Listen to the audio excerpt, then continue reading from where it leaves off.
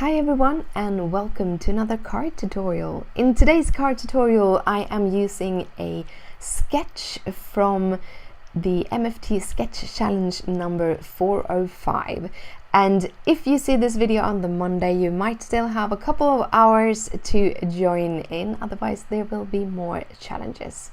So this is the sketch that I'm using. I have actually printed it out to kind of be able to turn it all around to figure out how I wanted it to be oriented, and I'm going with it straight up.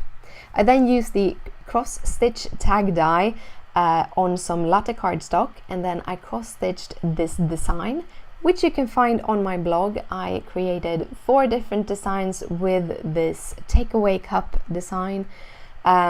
And I also cross-stitched it in DMC with the full threads, and you can find all the colors again on the blog.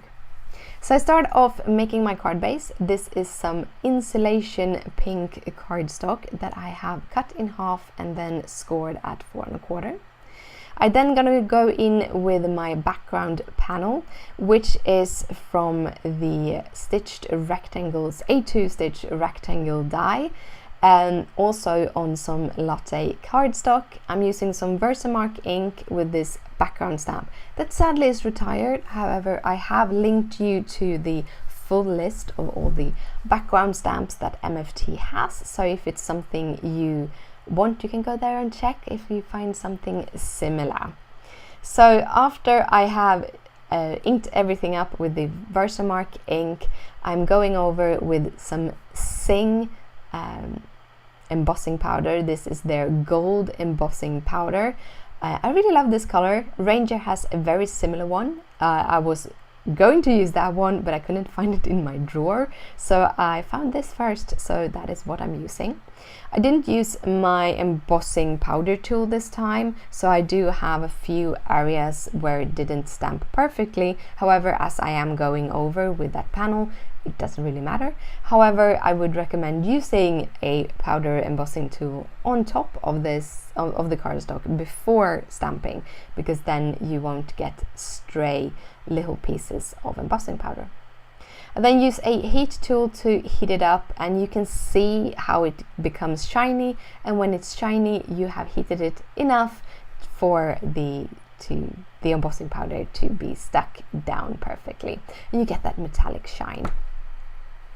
I cut out this tag topper. There is 2 tag topper with the cross-stitch tag. I chose to use just the wide one, but there are also just one reinforcer. You can use either or both. Then I'm using again another of those rectangles. I found one that fitted the stitch tag die perfectly, and I cut that in some insulation pink cardstock. I got it where I wanted it to be, and then I added the big rectangle that I used for the background on top of it, and just stuck it down with some non-sticky tape, and put it through the die cutter so that I got the stitched marks on the rectangle.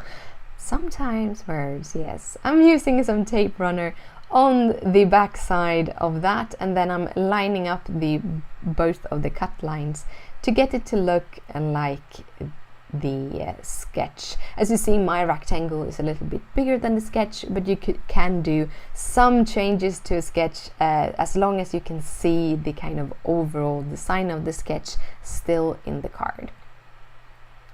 I use my tape runner here. I would probably recommend using something stronger like the Sokwang tape, because this did peel up a little bit because of the stitch design kind of pushing the edges up a little bit. Then I'm going to do the kind of sentiment and little mini topper, and I'm using the coffee date stamp set, first with some latte dye ink on the insulation pink cardstock. I also used the little coffee piece of it to give it some coffee in the cup. This is a layering stamp set, so it also have a layering for the cup itself, and for that I'm actually using the bubblegum ink hybrid ink, and this is because I wanted to use the Coral Crush, however I didn't have it. I discovered. So I went with the closest one I could find, which was the bubblegum ink. I'm then cutting this out with my fussy cut scissors. This is where I felt like this had gone so much faster if I just had the coordinating dies, which actually comes with this stamp set. So yeah, but I didn't, so I used my scissors instead. Then I'm using the Coffee Break sentiment stamp set. These has some lovely coffee related sentiments. And I'm using again the latte dye ink. My first one got a little bit too close to the edge, so I stamped it once again. I picked out one of these arrow dies which had the stitch details. I thought that would go awesome with the rest of the card. I cut this piece down because I realized I wouldn't be able to get the cardstock through my die cutter machine. And then I just again used some non-stick tape. Of course, I did it on the one I stamped first. I didn't even think about that until now when I watched the video back again. Then I'm going to use some of the Lawn Fawn tube ink glue on the edge of this. And this is just to get it to kind of stick together a little bit.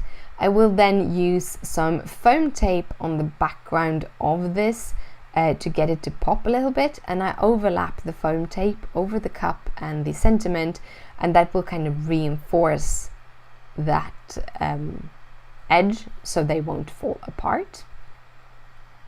The foam tape I'm using is the 3M foam tape, and you can find the big roll in the links down below.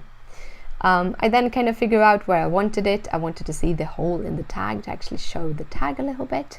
And when I put that down, I then add the panel to my kind of card base, making sure that it kind of have about even enough of space all around.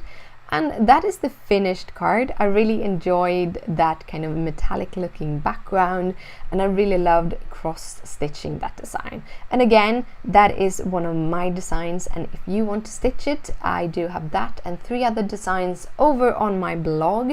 So it's just right click on the image and save as, and then you can print it and you can do cards like this. And please tag me if you kind of share anything you stitch with my designs over on Instagram. I want to say thank you so much for watching. If you like this video, please thumbs it up. If you want to see more videos like this, hit that subscribe button. Thank you again for watching, and I'll see you later. Bye!